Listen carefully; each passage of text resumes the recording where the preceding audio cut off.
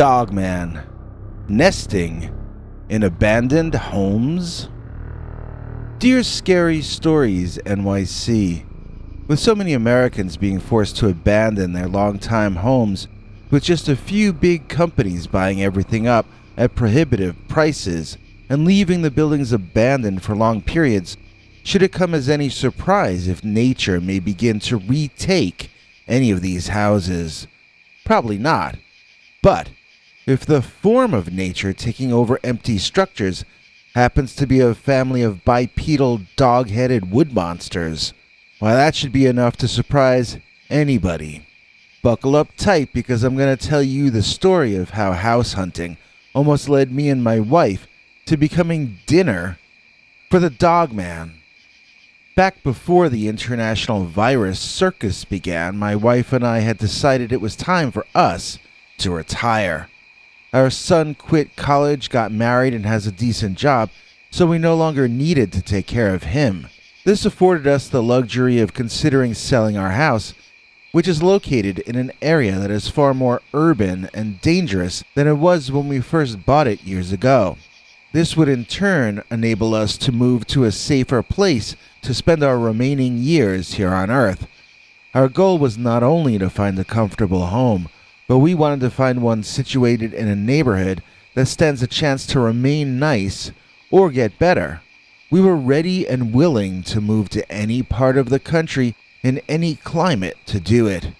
We didn't care if we ended up in the snow in Vermont or the sun in Florida. We just wanted to find a comfortable house in a neighborhood that might still be comfortable in case we lived another 20, 30, or 40 years. Obviously, any of us can be gone in an instant, but we had amassed enough wealth to prepare for both best and worst case scenarios. Once the pandemic started to change our world so drastically, we began to regret that we hadn't made our decision and moved already. Prices seemed to skyrocket, and choices seemed to thin out. We discovered entire neighborhoods of abandoned homes in parts of the country, land and nice architecture going to waste. We actually thought about moving into one of these abandoned neighborhoods, but the prices were still ridiculously high, and there was no guarantee that anyone else would move in after we did. So we then shifted our sights to abandoned old fixer-upper homes in or near stable and crime-free areas. It seemed logical at the time, it seemed rational, but nevertheless, that was the reasoning that led to us encountering a Dogman. I can't remember if this was late summer or else autumn when it happened, but we were interested at that point in possibly moving to either western Pennsylvania or maybe West Virginia.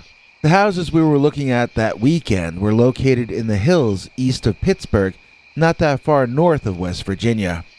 It's not a place that either of us had any sort of familiarity with, but when we would ride through there, we both found it breathtakingly beautiful.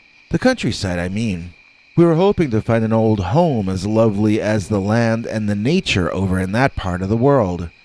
We had been driving from place to place around there with a very patient real estate lady, and we had rejected every home so far. The lady suggested we try one last old home out in the woods a ways. Driving there, I felt a strange feeling in my chest, as though we were driving through a fairy tale woods.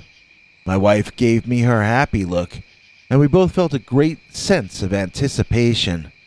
It was almost as though we knew that something momentous was about to happen.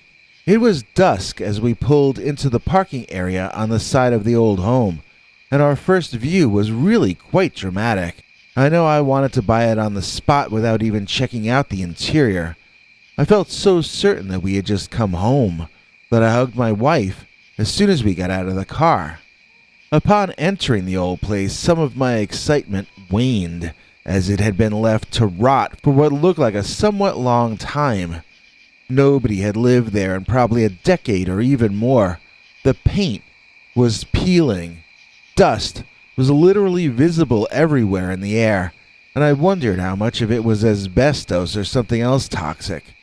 But as disappointed as I was upon viewing the interior, that's how much more excited my wife became. She was seeing the place after it got fixed up in her mind. She was seeing it restored to its former glory. I, on the other hand, was coughing up dust and seeing the price tag for all the renovation that would be necessary. The real estate lady seemed embarrassed at the condition of the house and admitted that she hadn't actually been inside there before. My wife wandered into a room and screamed. We ran in after her and the odor hit me in the face before I could even enter. It smelled like urine and worse, and everything was torn completely apart. There was what had once been a sofa with the interior of all the cushions torn out from the inside. There were old newspaper bits strewn everywhere, and there were small ebony black-colored puppies everywhere. I couldn't even count how many pups there were, yet I did not see the mother anywhere. My wife had picked up one of the puppies and continued to scream. It was her happy scream, which differs only from her scared scream by the expression on her face. In this case, it was the happy expression. I asked her to please put the puppy down as it probably had fleas or disease. She did so reluctantly, calling me a fuddy-duddy or some other kind of insult like that. The real estate lady promised us that she would see to it that the puppies were placed in proper care, and that if we purchased the home, that this room would be cleaned up well before we arrived. I asked if we could see the upstairs, and she was only too happy to lead us out of that smelly and destroyed puppy nursery. As we approached the main staircase, it was getting pretty dark in the house, and the electricity did not seem to be on, so I actually turned on the flashlight on my cell phone to make sure I didn't trip on the stairs. I should have turned on my camera app instead, because as it turned out, I would never set foot on even one step of that staircase. Having only taken 1 or 2 steps out of the puppy room and toward the grand staircase, our ears were assaulted by the sound of a large figure barreling down the second-floor hallway toward the stairs. I turned my phone flashlight upward in time to clearly illuminate a man-like creature that appeared to be absurdly tall, as I've still never climbed those stairs, nor stood on that second-floor landing. I don't have an internal gut instinct about how tall that guy was. He was much, much taller than my 6-foot frame. As the creature ran like a man down the stairs, his left hand actually holding the dilapidated old banister as he did so, I saw that this was not in any way a human being. My wife actually shouted, "Bigfoot's coming!" and ran out the front door to our left as I was still staring at the descending figure. I got a second or two more of a look than she did, and I can assure you she was incorrect in her assessment. Bigfoot does not have dog ears. Bigfoot does not have a dog snout. He does not run on legs that look like the hind legs of a wolf or other large canine. This was more of an upright dog than it was a Sasquatch, although it was not entirely a dog either. The paws on this animal were more like hands. As I said, it was able to grip the handrail as it ran downstairs at us. Paws can't do that. Only hands or claws can. Its eyes reflected back my flashlight illumination and shone bright white, which also proved that it was not a human being. Only animals have eyeshine, not people. As the dog-headed beast man landed on the ground floor, the entire house shook from the impact. He or she also let out a loud grunting sound so forceful it was nearly a roar in and of itself. It was looking right at me, and I shouted, "Let's get out of here," before realizing I was the only one still left in there. Both of the women had already run out front. By the time I joined them, the real estate lady had already gotten into her car and started it, while my wife was behind the wheel in our car about to rev it up. I ran to the passenger side and waited for her to unlock the door. Turning around, I saw that dog-headed man thing sticking its head out the front door to observe the scene. Panicking, I banged on the door and was finally allowed inside. Trust me, that led to a bit of a quarrel between me and my wife.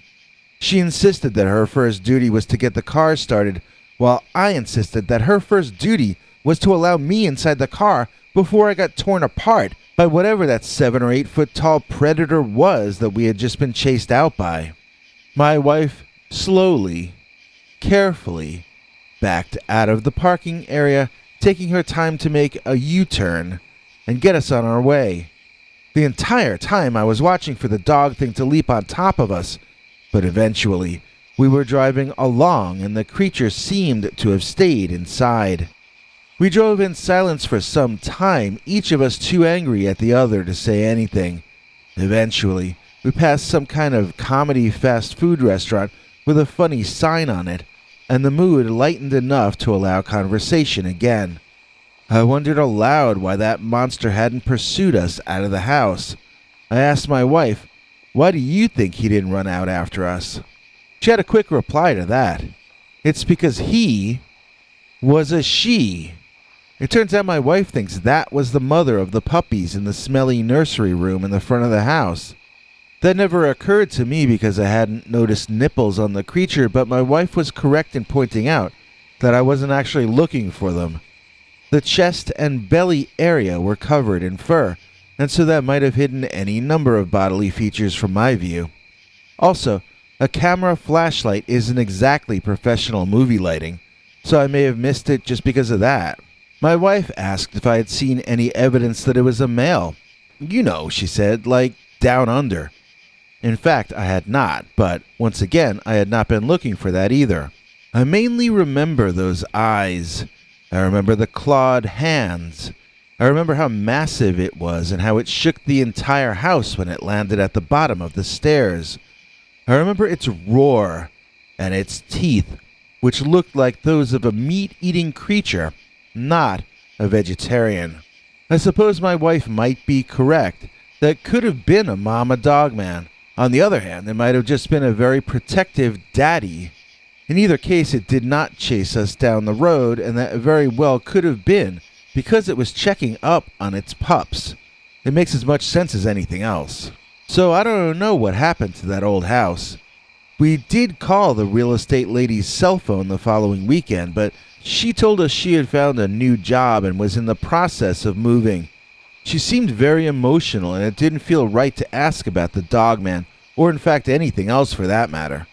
I don't think it's that far gone a conclusion to reach that she most likely quit that job because of the Dogman nesting in the abandoned home.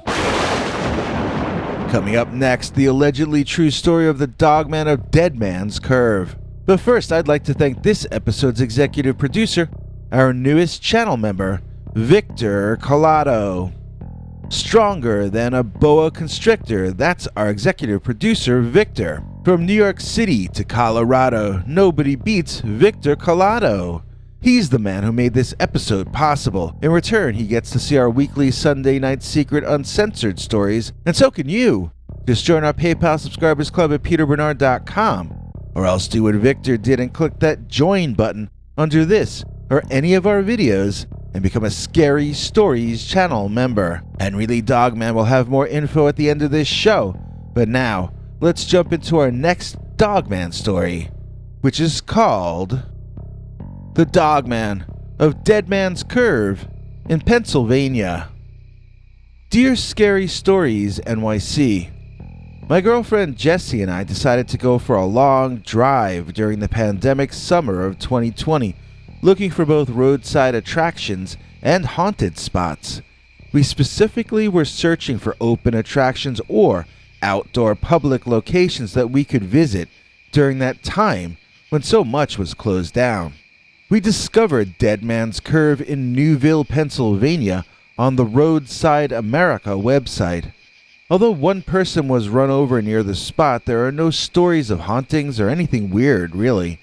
There was supposed to be a roadside marker, so we figured that was a good enough reason to visit. We had no idea that when we got there, we'd be met by a certain very special kind of paranormal greeter. If you look at Dead Man's Curve on Google Maps, you'll see it kinda almost looks like a Nazca Lines drawing of a bird from overhead. You'll see it kind of almost looks like a Nazca Lines drawing of a bird from overhead. What a strange way to construct a road. You travel up the side of a mountain, into a valley in that mountainside, and then, as you drive higher into the sky, about to cross over the top of the mountain, you suddenly have to make an absolutely ridiculous extra sharp turn, only to head back more or less in the direction you came from. Why does the road reach that bird beak point, then turn around, instead of heading forward over the mountaintop? The entire thing looks so mysterious and confusing from above. We decided to check out Google Street View to get a closer look, only we discovered, and you can see for yourself if you search for Bower Mountain Road in Pennsylvania, that there is no Google Street View of Dead Man's Curve. Was Google too afraid to drive there? Did they consider it too dangerous? Well, that settled it for us. Jesse and I simply had to pay the location a visit in person to find out what's going on over there. When we got to the spot, there was in fact a sign explaining the significance of the place. Jessie looked up the site on her phone and read the history out loud to both of us. At some point in history, a guy fell asleep and got run over on that spot, or nearby at least. It was somewhat disappointing as the accident had no real connection to the hairpin turn, and didn't seem to have any spooky story attached to it at all. Jesse theorized that the sign was really put there to get people to slow down and read it. In other words, the sign about the accident would prevent further accidents by disincentivizing driving fast past it. I was about to offer my opinion on her theory when suddenly, we were being barked at very loudly. We leaped in the air and shouted in surprise as we ran back into the car like little chickens. I threw myself in the driver's seat, and Jessie got her door shut just in time for the barking dog to slam right into it. When I looked over at that dog, it looked bigger and more feral than Cujo from that old movie. I want to reiterate, I didn't even see the thing until after I was in the car. That's how stunned I had been by the loud barking filling up the silence on that wooded hillside. Neither of us had heard that dog approach. It was almost as though it had been dropped down out of the sky just to scare us. Unable to get into my girlfriend's door, the dog decided to come over to my side, walking around the front of the car. The thing is, when it did that, it never dropped back down to all fours, if in fact it had been walking on all fours before we were looking. As it came around to my side, furiously barking and snarling and growling and whining, it did so like an insanely angry man, not like a dog at all.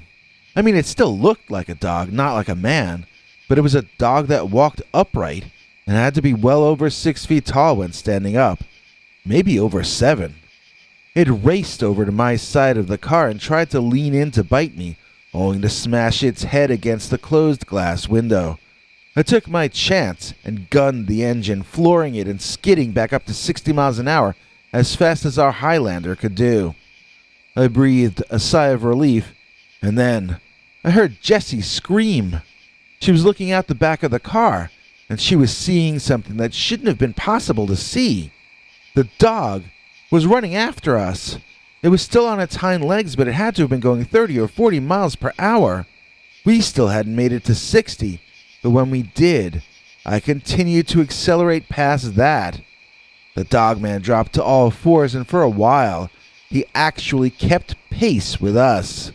Eventually, though, an animal gets tired and has to stop and catch its breath, while a car doesn't, and so we were able to get away.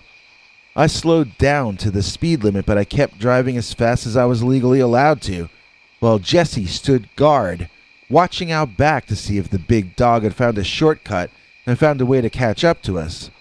We were still panicked for a long time after that incident, as I'm sure you can imagine. Later that night, after we had stopped at some roadside place to pick up takeout dinner, we decided to drive through the night and sleep it off the next day. We were still too hyper to even consider sleeping, and during that night, this very bright moon kept pace with us in the sky. What I mean to say is it was the color of the moon, but it wasn't round. It was more of a bright oval-shaped thing. We couldn't tell if we were seeing something flying along and keeping pace with us, or maybe it was an illusion caused by a bright light on the top of a tall pole or something of that nature.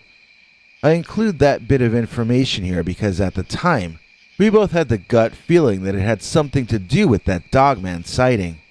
Jesse even wondered if the only reason we were out driving in the first place was because that bright light wanted us to, and had somehow psychologically convinced us to.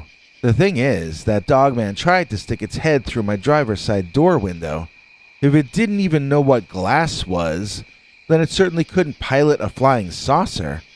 I can't see how we could logically combine the two events into one event, but the thing is we did. We both felt certain that somehow this was all connected.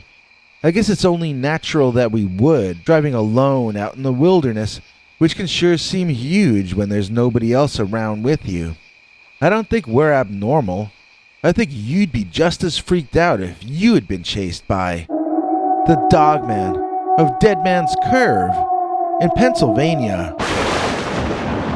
Thanks for watching till the end. If you liked what you saw, please consider clicking like on the video or sharing it with your friends and family that you think might also be interested. If you would like to see more of our work, please consider subscribing and hitting that bell icon next to the subscribe button so that YouTube will alert you when we put out a new video. To become a channel member and gain access to our special perks, you can click that join link under each of our videos. Another option is to join our PayPal subscribers club at peterbernard.com. You can join for as little as 99 cents on YouTube or $1.50 at peterbernard.com, and that gains you access to our weekly secret uncensored episodes. If you'd like to see our 21 hours of archives of uncensored Dogman stories, then please join at the $3 level or above. To get to watch our shows in advance of the public, please join at our $10 level. That gets you all the perks. We're working on figuring out how to add the $10 level to the PayPal club too. If you join our channel memberships, you need to check our community page here on YouTube in order to get the links to the secret videos and other perks. If you're in the PayPal subscribers club, Peter will email you all the news and links himself. Once joining the PayPal club, which is Peter's homemade club, please give him a chance to see that you've joined and to compose you a personal welcome email, as none of that is automated. But whichever you join, we'll name you an executive producer for the next available episode. Do you have a scary experience that you'd like to share with us? You can email us at scarystoriesnyc@gmail.com or call our Scary Stories voicemail hotline at 804-LA-SCARY. That's 804-537-2279. It's a Google voicemail box, so that means it keeps cutting off after every 3 minutes. If your story is longer than that, please keep calling back and we can piece it together on our end. Good night, and have a scary tomorrow.